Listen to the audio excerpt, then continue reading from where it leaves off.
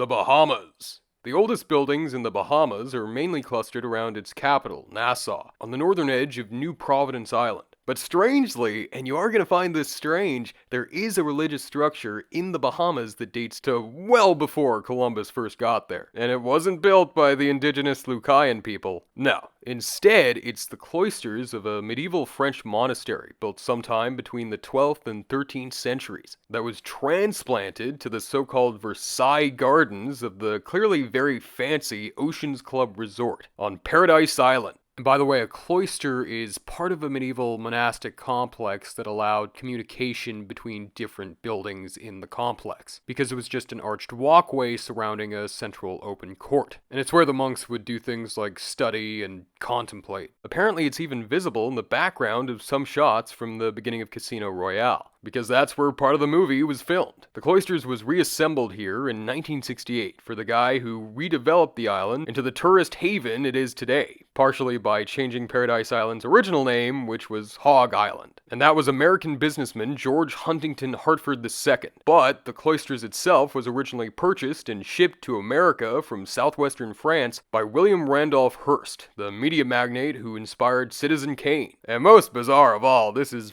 far from being unique. I've actually been inside a reconstructed cloister almost exactly like this in the Cloisters Museum in New York. And a whole church was built using medieval stonework near to the Bahamian cloisters in North Miami Beach, which I might have to mention when we eventually get to the United States.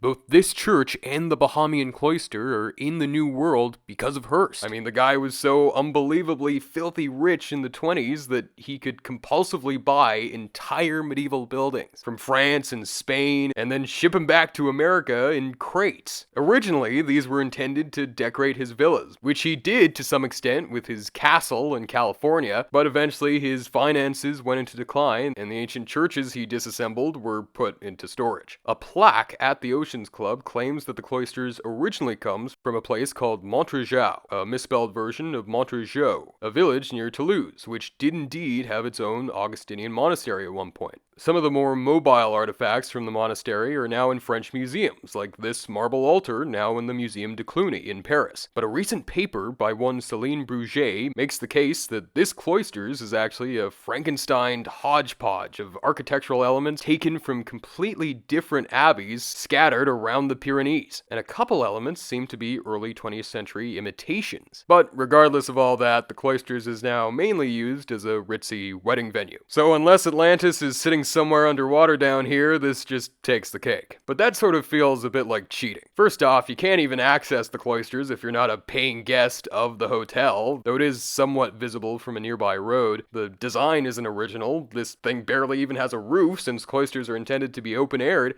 and it obviously isn't original to this spot. But let's take a look at another more homegrown candidate. Fort Montague is a small rectangular fort situated at the eastern entrance to Nassau's harbor, just across the water from the cloister. Built from June of 1741 to July of 1742, though the site it sits on has been fortified since 1728. It's the earliest of three surviving forts built around the city by the British in the 18th century, meant to protect it from both the Spanish and pirates. This is the Caribbean after all. It once boasted 17 guns for doing exactly that, but now it only has 4. There was one even earlier fort built in the 1690s when Nassau itself was given its current name in honor of King William III, who started out as the Dutch Prince of Orange-Nassau before becoming King of England. This fort was literally just called the Old Fort of Nassau, but it was demolished in 1897 to make way for the British Colonial Hotel, ironically. But anyways, Fort Montague was built by Peter Henry Bruce, an engineer who had Scottish ancestry but came from Germany and had served Peter the Great in Russia, and it was named Fort Montague to sort of kiss the ass of the Duke of Montague, a major general, philanthropist, and notorious prankster who ordered Bruce to go to the Bahamas and restore the fortifications there because of the ongoing War of Jenkins' Ear, which I already mentioned in the first part. Bruce built the fort out of local limestone, which was apparently easily cut like cheese but could still withstand cannonball fire. But because there were no wheeled vehicles on the island, the blocks were carried from the quarry on the heads of black slaves. Eventually, the fort became dilapidated and was successfully occupied without a fight by American revolutionaries in early March of 1776, who seized the fort to loot its stores of gunpowder, which apparently could amount to 95 to 300 barrels of the stuff, as well as its guns and ammunition. The raiding party consisted of 8 ships under the command of Commodore Ezekiel Hopkins, as well as the legendary John Paul Jones. This obscure raid was one of the first naval engagements in the American Navy's history, and it's also been dubbed the American Navy's first amphibious landing and America's first joint special operation. But luckily, unlike modern special operations, it wasn't all that bloody. Neither the Americans nor the Bahamians actually wanted to shed any blood, and the local militia especially was totally reluctant to fight, and just fled before battle ensued. In fact, the worst that happened was that the Continentals got so wasted while carousing with local bigwigs that hundreds of them wound up getting sick because of it. Fort Montague was captured yet again by the Spanish in 1782, and then another militia made up of American loyalists to the British Crown, led by a guy from South Carolina named Colonel Andrew Devoe, sailed on over and recaptured it after peace had already been made between Spain and Britain, and the Spanish had already agreed to hand the Bahamas back over to the British. Apparently, Colonel Devoe's forces did it by psyching the Spanish out and pretending that they massively outnumbered their garrison there, by ferrying landing craft back and forth between their ships and the shore, pretending they were dropping off tons of men, when actually they would just return to the ship, duck down to avoid being seen. They also apparently dressed straw men in uniforms, but it doesn't seem to have been necessary because only a single guard wound up actually being awake at Fort Montague. After this strange victory, the Bahamas was opened up to a big wave of loyalist migrants fleeing the new United States. And before we leave the Bahamas, I just have to mention something called Blackbeard's Tower, which dates to the early 18th century. It's a dilapidated, overgrown ruin 5 miles east of Fort Montague in a reportedly pretty sketchy area. It was supposedly used by Blackbeard himself as a lookout point when he was active in the area around 1717 to 1718, but it could just be a windmill from way later. But before we finally leave the Bahamas, there is one more building I have to talk about. This time a house called the Deanery. It's a 3-story stone house first built around 1710. But as you'd expect, it's been renovated since then. So though you could still consider it one of the oldest buildings in the Bahamas, I have no idea how much of it's still original. And Fort Montague's a bit cooler. Bahrain, yet another small island nation, but this time in the Persian Gulf. And there's a lot to talk about here because this was the center of a unique Bronze Age civilization known as Dil Mun. And unlike most of the other big Bronze Age civilizations, Dil Mun is the actual name people were calling it way back when it was flourishing in the 3rd and 2nd millennia BC. And interestingly, Dil Mun was also the name the Sumerians had for a holy paradise land, where the blessed lived forever, and which features in Sumerian creation myths. It might even have something to do with the Garden of Eden. But at its peak in the late 3rd and early 2nd millennia BC, the real Dil Mun prospered, thanks to its more practical role as a sort of intermediary between Mesopotamia, Iran, Oman, and the Indus Valley civilization. And it's where Mesopotamians sourced things as important as their copper and building timber. Like, this is where Ea Nasir got his famously high-quality copper. So who knows which of these buildings the man himself might have been traipsing around 4,000 years ago. And they did leave a lot of buildings, but the most striking thing this civilization left behind seemed to be the numerous burial mounds that still just cover parts of Bahrain like goosebumps. It's crazy. The majority are from around 2100 to 1800 BC, or thereabouts, though some date back to even earlier. And regardless of how many years these were built for, there's a truly staggering number of them, to the point where no one seems to agree on an exact figure. Like, one UNESCO report says there are only some 11,000, but others say there are 150,000, 175,000, or even 350,000 of these.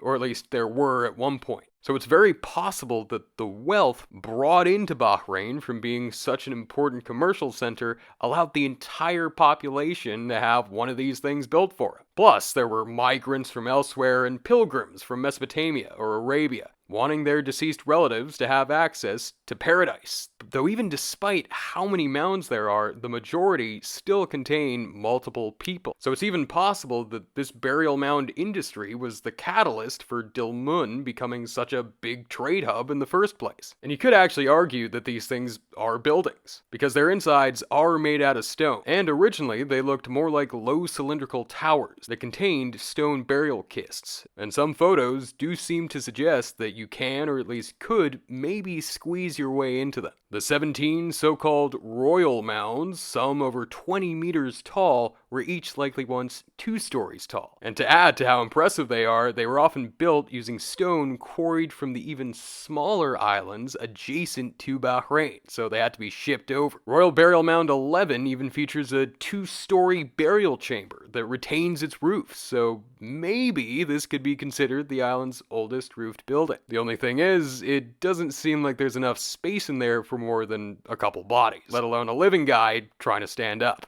But there are several standalone Dilmun-era sites on the island with some pretty monumental ruins, though again, they do mostly lack roofs. Prime among them are the ruins of a building called the Barbar Temple, which actually consists of 3 temples built on top of each other, with the first dating back to around 3000 BC. It also features a natural spring that might have been associated with Enki, the Mesopotamian god of fresh water. What was once the last iteration of this temple also revealed this awesome copper bull's head that might have been part of a lyre or harp, and that now shows up on Bahrain's banknotes. It might show up in the thumbnail, I'm not sure yet. There's also Duraz Temple, which has all these nice columns, or rather what's left of them, but with no roof in sight of course, and the extensive ruins of the village and possible temple at Sar, or Sar, which also features these strange interconnected honeycomb-like tombs. You can also see a cool reconstructed mound there, but the keyword there is reconstructed. That doesn't count. But there is a small obscure site called Ain Sujur, where it seems like you can actually walk through a Dilmun-era doorway, since it features this ancient well descending underground via stairs, which you enter through a door with an intact lintel. Wells like these and the one at Barbar may have been considered holy, and access to them, and thus to water as a whole, controlled by local priests. At first I thought maybe this could possibly be one of the oldest roofs in Bahrain, but turns out it was restored pretty recently. But the well at Barbar actually leads into an underground aqueduct, still reportedly connected to local farms, which is pretty cool. However, I can't go through the buildings of Dilmun without mentioning its star site, Kalat Bahrain, which is basically just a giant layer cake of some 6, and arguably more, different cities from different periods, smushed together on the island's northern coast. And to make it even better, it's topped by a fortress built by the Portuguese of all people after they conquered the island in 1521, which is itself sitting on top of different cities from Dilmun, which the Danish started excavating in the 50s, and they've revealed some crazy finds and some pretty imposing monumental architecture, though seemingly, and unfortunately, without any roofs left. But regardless, it's been a focal point for the people on Bahrain for thousands of years, which I'll definitely have to go into more depth for when I get back to the Forgotten Civ series, because Dilmun is coming up. Barbados. Ooh, yet another Caribbean one. Nice. The oldest buildings in Barbados are surprisingly old, since it's sort of a toss-up between 2 mansions both built in the 1650s, just as the island's economy was shifting towards becoming centered around almost industrial-level sugarcane plantations, worked by tons of slaves, often to make the molasses used in rum. Towards the north side of the island, there's St. Nicholas Abbey, built in 1658 by Lieutenant Colonel Benjamin Berenger. This mansion was the site of its fair share of drama, because Berenger's wife, Margaret, wound up having an affair with his business partner, Sir John Yeamans. So, given it was the 17th century, they either fought a duel and Yeamans killed Berenger, or Yeamans just straight up poisoned it. Either way, Yeamans married Margaret, and to really rub in the wound, took his house. It eventually went to Berenger's kids, but Yeamans moved away with Margaret and went on to establish South Carolina, then just called Carolina, where he was one of its first governors. Strange how it worked out like that. The building's called Nicholas Abbey today instead of Yeaman's Plantation because it was renamed after Berenger's granddaughter's husband's family, since she understandably despised Yeaman. In the 1720s, she was forced to sell the house as the price of sugar decreased, and it then wound up with the Elaine family, who were made baronets. Apparently, one of them chased a woman up the grand Chinese-style staircase on his horse, and that's just a part of the local lore now. Surprisingly, the estate is still a functioning sugar plantation and a pretty well-known rum distillery to this day. And as you'd expect from any old fancy residence, it's filled with antique furniture and fine china, and it even displays some prehistoric indigenous artifacts. There's another old impressive mansion contemporary to Nicholas Abbey, but closer to the center of the island, called Drax Hall, which has been in the Drax family ever since its construction. Its current owner, Richard Drax, is a former Tory MP and hardline Brexit spokesman in the UK. But the fact that the still functional plantation around his family's swanky island estate was worked by tens of thousands of slaves over centuries has definitely been a bit of a PR nightmare for him. Besides that, there are churches and even a synagogue in Bridgetown, the capital of Barbados, that have roots extending way further back than this, but because the island's occasionally battered by hurricanes, none of them survive in their original states. But there is a single cave on Barbados where you can stand in the same space in which prehistoric petroglyphs were carved. It's called Springhead Cave, and human faces similar to others carved throughout the Caribbean were engraved into some of the cave's stalactites, and one was even carved in 3D, so it's jutting out of the rock. As such, the cave probably filled some sort of unknown ceremonial purpose. Belgium. At first I thought maybe the oldest building in Belgium is something Roman. But then I immediately remembered that despite how much of an industrial wasteland much of it's become,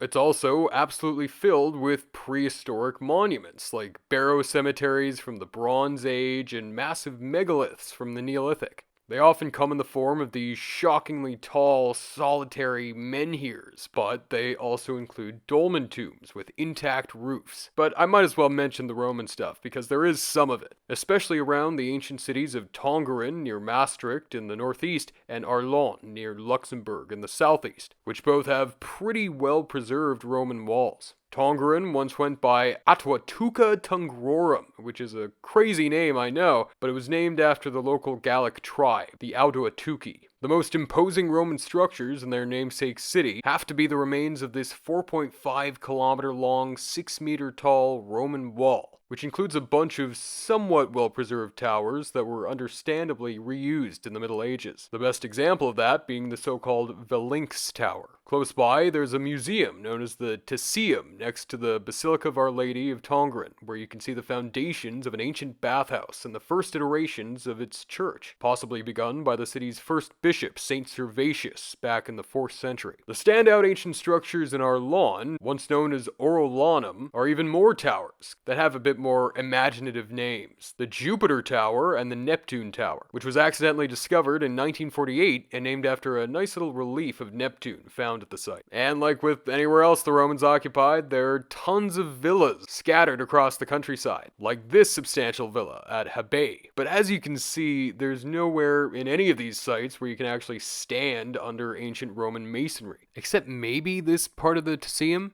What about those dolmens, eh? There are only a handful in Belgium, but there are two especially impressive ones, concentrated around the village of Weris, also in Wallonia.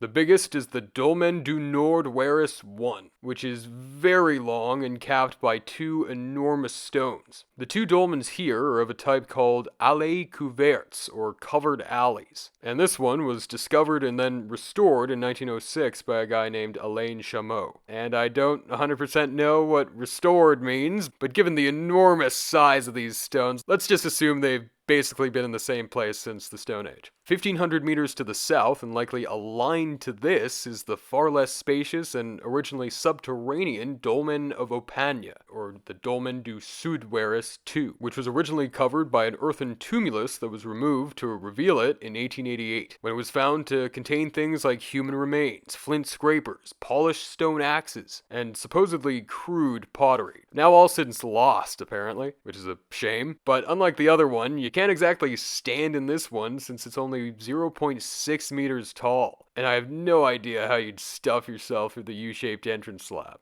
These dolmens, as well as a bunch of cool menhirs, seem to have been aligned across a north-northeast running diagonal, possibly meant to mirror the outline of Ursa Major, But regardless, the monuments here seem to have been built by the late Neolithic Sen-Waz-Marn culture from some time between 3000 and 2200 BC, with radiocarbon dating of skeletal remains found here indicating that that was closer to 3000 to 2800 BC. And they made some cool stuff, but they just could not withstand the expansion of my beloved bell beaker culture, which replaced them at the beginning of the Bronze Age. Belize. Luckily, it's pretty clear from the get-go who must have made Belize's oldest building, since the country's just absolutely filled with Maya ruins. In fact, its tallest building is still a massive Maya pyramid at the site of Caracol. But we can get a bit more specific than that. Maya history is subdivided into three main big periods, and from earliest to latest, they're the pre-classic, the classic, and the post-classic, so pretty straightforward. Most of the sites in Belize were first occupied in the pre-classic, but because they usually reached their zenith later on in the classic, most of the visible surviving buildings in them are understandably from the classic, or in many cases were built over existing pre-classic buildings. But a big exception to that, though, is Cerros, a site sitting on the northern coast of Belize and strategically located on a peninsula where a river called the New River empties into the Bay of Chetumal. And it's probably positioned there to take advantage of local trade. It's really distinct because one of the step pyramids there, which seems like it's slowly being swallowed up by the sea, called Structure 5C2 by nerds, is decorated with giant plaster masks, depicting either deities or mythological figures or who knows what. Interpretations invariably vary, though the ones you see there today are replicas covering the originals to preserve them. This pyramid dates to around the beginning of when Cerros was reaching its apogee during the late pre-classic, and when some of its first unknown kings were first beginning to build monumental architecture, starting around 50 BC, when Structure 5C is thought to have been built. But it didn't have that much time. The city was mostly abandoned around 150 AD, when its much larger trading partner in the interior of Guatemala, El Mirador, also collapsed. Just south of 5C and facing the rising sun is a pyramid built around 1 AD named Structure 4. It did contain an internal roofed chamber that was probably intended to be the burial of whichever king built it, but it wound up never being used and was found empty. And unfortunately, I haven't been able to find any pictures of it, or any other roofs at the site, especially because, like many Maya pyramids, the ones at Cerros were topped by little temples with roofs of long-gone perishable materials. But the site is still largely unexcavated, so who knows what hidden chambers are still hiding within it. But there are some other promising sites in Belize that, despite reaching their heights in the classic, still feature more buildings from the late pre-classic, when they transformed from sparsely populated, low-level, chiefly communities into larger and more complex ones, more prone to building big Like, for example, they include Pak Bitoon, which is where this ancient Labubu was found and which has several surviving, though largely unexcavated buildings, at least begun in the late pre-classic. Like different buildings in the Plaza B Palace Complex, the Ball Court in Plaza E, which is actually one of the earliest known from the Maya world, and the big pyramids of Plaza A, which conform to a kind of eastward-facing architectural layout seen throughout the Maya world and used to track the positions of sunrise during the solstices and equinoxes, known as an E group, because it sort of vaguely resembles an E, I guess. And this is sort of unrelated, but skulls transformed into pendants inscribed with hieroglyphs have been found here. Another site popping off in the late pre-classic was Lamanai, which has some really impressive pyramids that were modified throughout the site's history but were first built in the pre-classic, and are largely the same as when they were first built, all the way back then. So they're way bigger and might even be older than what's at Cerros. And that includes the site's biggest attraction, known as the High Temple, which was built over a residential zone and to around its current height of 30 meters sometime near 100 BC. In its day, it would have been one of the tallest buildings in all of Mesoamerica. There's also the Mask Temple, which obviously shares a lot of similarities with Cerros' Structure 5C, and which also features big masks, this time carved in stone, flanking its central stairway. You can also see similar but more ruinous examples on the High Temple. The Mask Temple consisted of 3 different structures, all built over one big platform, but unfortunately none of the roofs once there survive. Then there's Coelho, which rose from an estimated population of 3 to 400 in the middle Preclassic to some 22 to 2600 in the late Preclassic, but still has a much, much earlier history than that, stretching back to at least 1200 BC, when this funky little guy was carved. Or even further back to the 3rd millennium BC, though that's pretty controversial. The architectural remains there aren't too impressive nowadays, with only one clearly visible pyramid, structure 35, but like all the other pyramids we've covered, this one also happens to date back to the late Preclassic. Coelho also features the remains of the earliest known Maya sweat bath, structure 342, and those things are still being advertised to tourists and are hopefully still making the modern Maya some money to this day.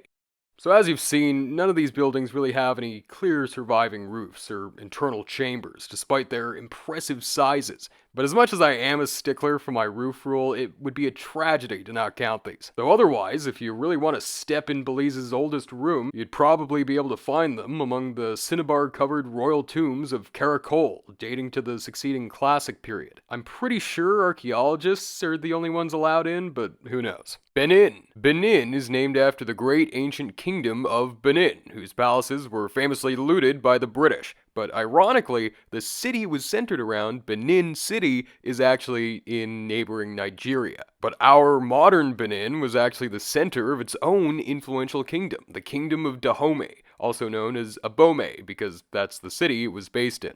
But prior to the rise of Dahomey in the 17th and 18th centuries, there were two main kingdoms, based around two different cities that were both huge exporters of slaves, and which trafficked millions of people during the Atlantic slave trade. First, there was Allada, known to the Europeans as Great Ardra, a sovereign medieval kingdom that was eventually conquered by Dahomey in 1724. The most interesting thing I could find about it is that the Spanish unsuccessfully attempted to start a mission there from 1658 to 61. But the one that most interests me is the Kingdom of Whydah, centered on the city of Whydah, which lasted from around 1580 to 1727 or 28, when it was also conquered by Dahomey. Since it's so much closer to the Atlantic coast, it was a major port of call during the slave trade, and a whole slew of different European powers came and built forts there over the centuries. The French constructed a fort there as early as 1671, and the English Royal African Company constructed another fort there in 1682 called William's Fort, again named after King William, like with Nassau and the Bahamas. So you see they're all interconnected. Even some Capuchin monks from Brittany and France set up shop there 14 years later. But obviously, you just can't have that many French and Englishmen in the same proximity, and they did eventually exchange fire in the 1690s. There was also a Dutch and Danish presence in the city, too. But the most lasting fort there was built by the Portuguese, who called it the Fortaleza São João Baptista de Ajuda. It was first built in either 1721 or 31 with the permission of Whydah's king, and it was then deserted after Portugal officially left the Atlantic slave trade in 1836, though the last Portuguese slave ship to actually leave Whydah's port reportedly did so in 1885. By that time, the Portuguese had already returned to Ajuda in 1865 in their own attempt at colonizing Dahomey, but France wound up beating them to the punch. Though the French still allowed the Portuguese to stay in Ajuda, and it became a weird little Portuguese exclave, and possibly even the smallest colony and administrative division as a whole on the planet in the 20th century. When Portugal was stubbornly clinging on to its colonies, it even became a point of pride despite being completely useless. That was, however, until 1961, when this map was made and when, shortly afterwards, the newly independent Republic of Dahomey, later renamed to Benin, stormed it, and so the garrison burnt it to the ground. As such, much of the fort is reconstructed, which is unfortunate, but it's still the site of the local museum. It seems like there are also more original ruins of 17th century slave quarters nearby, but I'm not sure how intact they are. Also worth mentioning is how the last known slave ship to dock in the United States, the Clotilda, which docked in Mobile, Alabama in 1860, originated from Whydah, and it was also the ship that brought over the last known survivor of the Atlantic slave trade, a Yoruba woman enslaved from infancy called Matilda McQueer, and originally named Abake. And that info was only discovered in 2020 by digging through old documents. So hey, at least someone got something done during the pandemic. Beyond that, there is also some archaeology in Benin worth mentioning, especially this place called the Agongointo Zungundo archaeological park on the northern outskirts of Bohicon, just east of Abome. At first I thought these would just be some old ruins poking out of the ground, but no, apparently it's an actual purpose-built subterranean town that consists of chambers linked by passageways, spreading out over some 17 acres. There aren't too many photos online of these, but apparently the rooms are made according to precise plans and were even separated into living rooms, bedrooms, and kitchens. And some have multiple stories to them. The complex was only rediscovered by a Danish company doing roadwork in 1998, but somehow it's still known that it was built as early as the 16th century under the second king of Dahomey, Dako Donhu. And most sources seem to agree that it was some sort of bunker complex for warriors, meant as a refuge from invading armies. A purpose certainly complemented by the rooms that seem to have been designed for water storage. Also, I just have to mention this. It's forbidden to wear anything red in there for some reason. When one guidebook writer pointed out that his guide was wearing a red shirt, he sternly replied that it wasn't red, it was burgundy. This might not technically count as a building because it's cut into the earth, but if you want to be in Benin's oldest artificially created space, this is probably it. Though apparently only one of the chambers is currently open to the public. Bosnia and Herzegovina. The oldest intact building in Bosnia appears to be the so-called Captain's Tower, or Kapitanova Kula in the town of Bihać, which was built sometime in the early to mid-13th century, and was supposedly where King Bela IV of Hungary hid when Hungary proper was overrun by the Mongols. And in gratitude for letting him hole up there, Bela declared Bihać a free city. The tower was also used as a prison by both the Austro-Hungarian Empire and the less savory Ustashi during the Second World War, and it now functions as the museum of the Una Sana canton which it's in. Other fortresses built around the same time include Kuljuk Fortress in the same canton, which was first mentioned in the 14th century. It sits on an important spot overlooking a crossing of the Sana River, and so it's reportedly built on an even older Roman fort, the masonry of which reportedly remains visible in places. And speaking of Romans, Bosnia does also host the ruins of some ancient Roman Mithraeums, which were basically like secret society clubhouses for Roman soldiers, but with a religious aspect to it. I searched for more Roman ruins for a while, and I was eventually able to find one ancient Roman ruin with some intact arches in it, called the Villa of Mogorgello.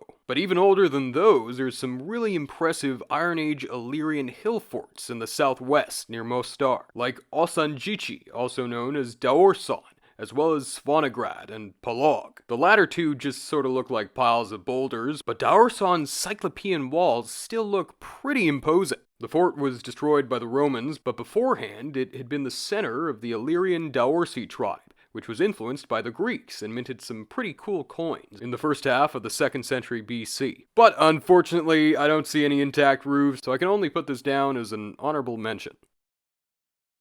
Brazil. I know a lot of you guys have been waiting just for this one, so I've tried to make it as in-depth as possible. Now, starting off, there are a bunch of colonial buildings in Brazil that trace their origins back to the 16th century, but most seem to have been remodeled and rebuilt after inevitably succumbing to fires and earthquakes and such. Top contenders include the Chapel of the Convento da Penha, em Vila Velha, which dates back to around 1558 and contains some very old sacred images specially brought from Portugal that still draw in a bunch of pilgrims to this day, though the convent itself is only from the 17th century. Then there's the Fortaleza Santa Cruz da Barra em Niterói, on Guanabara Bay opposite Rio, the foundations of which date to the 1550s, and the first iteration of the fort built on the site was actually built by the French, of all people, in order to protect their short-lived colony in Brazil called French Antarctica. Later on, it was rebuilt using stones taken from Portugal itself, and it only wound up reaching its current state in 1870. Or there's the Forte de São João de Bertioga in Sao Paulo. It was first built in 1536 out of wood, but it was rebuilt in stone from 1551 to 1553. But I'm not going to spend too much time on those because there are actually some potentially far older pre-Columbian,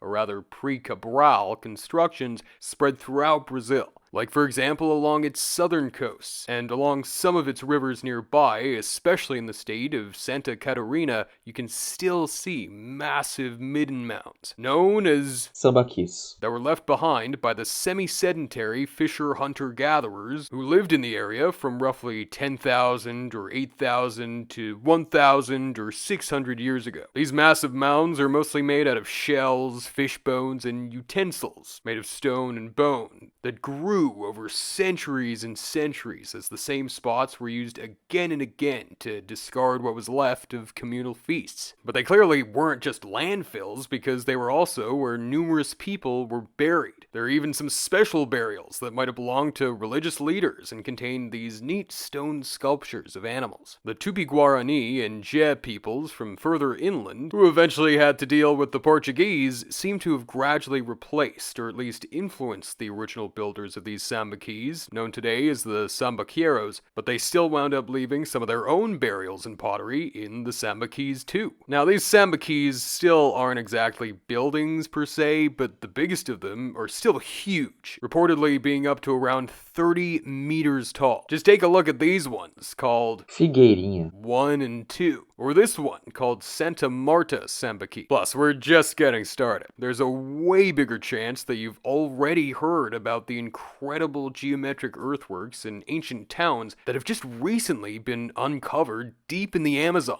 due to a combination of both deforestation and handy new methods of peering through forest canopy, namely LiDAR. Now, as we saw with Bolivia, these new finds haven't just been made in Brazil, and they're spread out across pretty much all the Amazonian countries, like Bolivia and Ecuador and Peru, but some of the most amazing examples do happen to come from the Brazilian state of Acre. There are more than 450 known earthwork sites, but new ones still come to light like all the time. And they can be pretty big. Sometimes they're made with ditches up to 11 meters wide, and they stretch for hundreds and hundreds of meters. Some are reportedly associated with villages, but many others appear to be isolated ceremonial centers. And not too much has been found within them, though they sometimes contain decorated pottery, which seems to have been deliberately smashed at their entrances for whatever reason, maybe after they'd been used in celebratory feasts. Which, makes sense.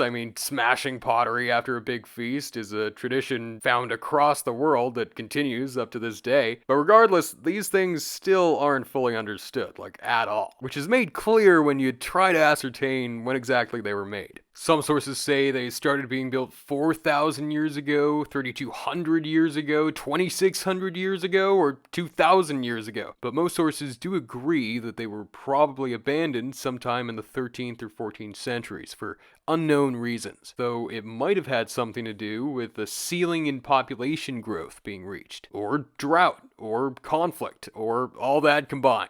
It's never just one thing, is it? And for one, I'm especially curious about to what degree these areas were forested when the geoglyphs were dug into them. Apparently, the jungle started being burnt and cleared at least some 4,400 years ago. But the dominant local plant, the guadua bamboo, still remained dominant, and the locals apparently only had small clearings for growing things like fast-growing palms and other useful species, like manioc, maize, sweet potatoes, etc., some of which still persist in some places to this day. Plus, the dark refuse and charcoal-filled earth they left behind, known as Terra Preta. still increases the soil's fertility to this day. Based on the excavations done by Professor Jennifer Watling at these sites shown here, she's written that they were built within unique anthropogenic forests that had already been fundamentally altered by human activities over thousands of years. So the Amazon is far from being the pristine jungle landscape that most people, including myself, originally envisioned it as. There's also the fact that these earthworks are situated on elevated terrain, so they weren't just meant to be seen from the sky. But anyways, whatever happened in the 13th to 14th centuries didn't completely stop building in the Amazon. Villages built on mounds arranged in circles and interconnected by these amazing-looking radial roads sunk into the earth have been found in southeastern Acre, and apparently they only date back to between 1300 and 1700 AD, so right after those other geometric earthworks stopped being made.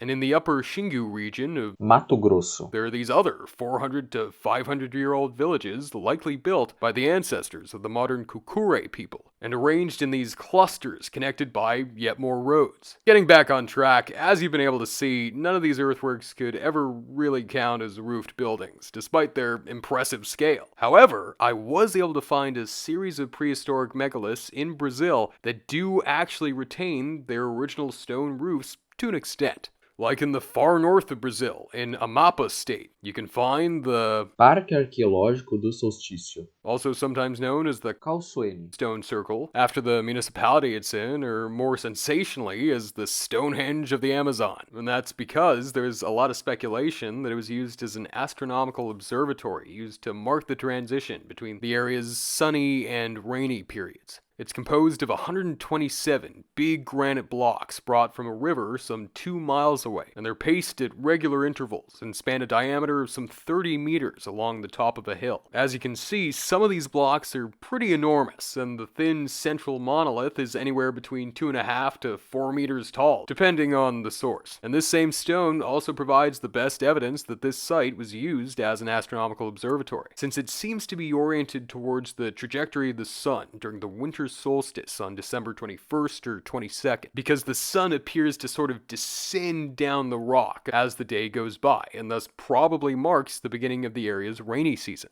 Another adjacent stone has a massive hole poked through it that's pretty well lined up with the top of this other, possibly bird-shaped stone across from it. So these megaliths probably made up a ceremonial site possibly used by the ancestors of the local Palikor people, though that does still remain uncertain. And in any case, burials placed in ceramic urns underneath these megaliths have been identified as belonging to the Ariste culture, which also existed in neighboring French Guiana. And I like these guys because they left a bunch of other funky, colorful pottery guys covered in swirling designs in Calcoen, which I personally love. But more importantly, they reportedly existed between 350 and 1750. And speaking of dates, coal fragments found at the site and carbon dated by the site's main excavators Mariana Petri Cabral. João Darcy de Moura Saldanha. date to about 1,000 to 1,100 years ago. Apparently, there are other smaller scale megalithic sites nearby that date to 1,000 to 700 years ago. So I wonder if the guys that made these stopped building them for the same reasons that brought an end to the geoglyphs further south. But who knows?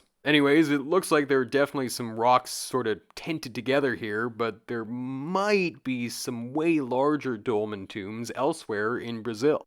But the key word is might, and this is a big might. This giant dolmen is said to sit somewhere near the city of Anicuns. within central Brazil's Goiás. state. But there's barely anything about it online, other than some photos on Wikimedia and some Google reviews, so I have no idea how it got there. Goiás does have a ton of other crazy natural boulders, so it could just be natural. Regardless, my personal pick for the oldest buildings in Brazil have to be those little stone tents that are part of the Calcoen Stone Circle. But I'm definitely not disappointed with all the other amazing pre-Cabral constructions we covered.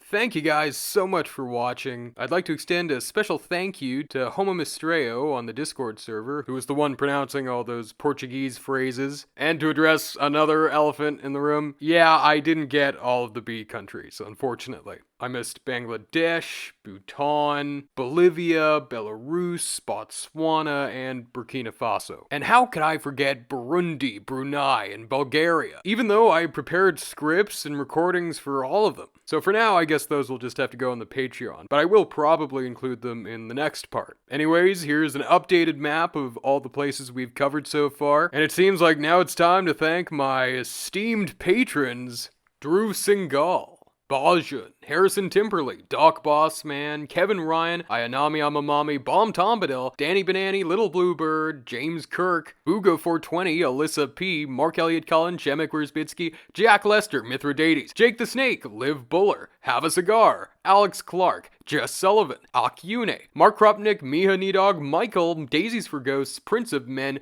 Julie Lau, Bean Burrito, Albert Vaclav Schmejkal, The Spoofer, Emily Cujo, Stevan, Gryphon Frost, Hippolyta, Magneta Broiker, Julia Erickson, JP Van Splunder, Joseph Talley, Petra S, Generic Brand, Ryan Gregg, Glubber Bob, Skiku, Mason, Bread, Brandon Wood, Giovanna Lazzarini, Patrick Darius Gromodka, Artem, Chris J, Max S, the history enjoyer, Daniel Battery Stapler, Machado de Assis, Menda Pruska, Alex Pauliciccio, Lazy Ram, Weston Van Diver, Board Lord, It's Premium, Yogg, Jane Geeky, Theodore, Ice, Kate Dalgleish, Cameron Llewellyn, Lori Weeks, Brett O, CJ Carrera, Trico, Kevin Jachowski, Alco, Nigel, Freddie Fazbear, Artil, Aspergirl, Dr. Kickass, Brandon Thint, TJ Panda Bear, Nonprofit Prophet, Umar, Yes and No, Rebecca Baker, Bone Gut, Rainey Porterfield, Toby, Eggworld 3D, and our newest patrons, Melody Ray, Emerson Fitz, Chandler Sealock, Brady H. Bray Bray, Dread Pirate, and Morgan Riley. Thank you guys so much for watching and supporting the channel, and stay tuned for I don't even know yet, because half the time I have no idea what my next video is going to be. Fun fact. Anyways, see ya.